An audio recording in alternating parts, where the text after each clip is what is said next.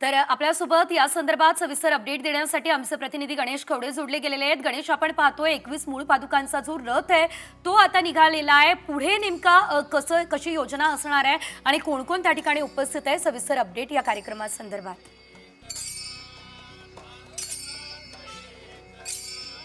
नक्कीच आपण बघू शकतो की कशा पद्धतीने साधू संतांच्या सगळे पादुके आहेत ते एकाच ठिकाणी आहेत। ते सर्वांचं दर्शन घेण्यासाठी आज वरळीतल्या डोममध्ये खरं तर हा उत्सव आहे तो कार्यक्रम राबवण्यात आलेला पाहायला मिळतोय। एकाच ठिकाणी हे सगळे साधू संतांच्या पादुका आहेत त्या पाहायला मिळतात। हा रथ देखील आहे, त्या रथाच्या माध्यमातून सकाळच्या सत्रामध्ये आहे ते पहिले सर्व पादुकांचे आहे ती प्रभात निघालेली पाहायला मिळते। आपण काही वारकरी संप्रदायाची आहे त्यांच्याशी आपण जाणून घेऊ। काका, काय सांगाल, कसं वाटतं एकंदरीत रथ आलेला आहे? अतिशय आनंदी वातावरण आहे। पण सगळ्या संतांच्या पादुका एकत्र आल्या, हा उपक्रम अतिशय सुंदर राबवलेला आहे। एखादा भजन आपल्याला बोलून दाखवाल तुम्ही? तेची संत ज्यांचा हेत विठ्ठली, नेनती काही टानाटोना नामस्मरणा वाचवली। नामस्मरणासाठी आहे ते आलेले पाहायला मिळतात। थेट आपण काय सांगाल, कसं वाटतंय? हा, एकदमच मस्त, एकदम सुंदर वाटते। सगळी वैष्णवांची मंडळी अगदी एकत्र आलेली आहे, त्यामुळे खूपच आनंद आहे मनाला।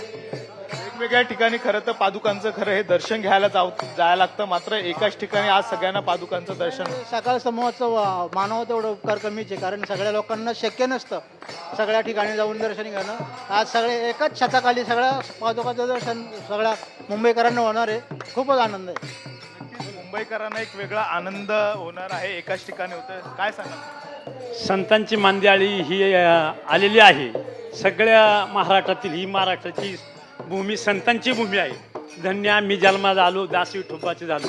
सगळ्या महाराष्ट्रातील सगळं संत या ठिकाणी आलेत। मुंबईकरांना ही एक मोठी पर्वणी आहे, कारण की सर्वांना शक्य होत नाही। तर या ठिकाणी सकाळ समुदायाने हे जे काही नियोजन केले अतिशय सुंदर आहे।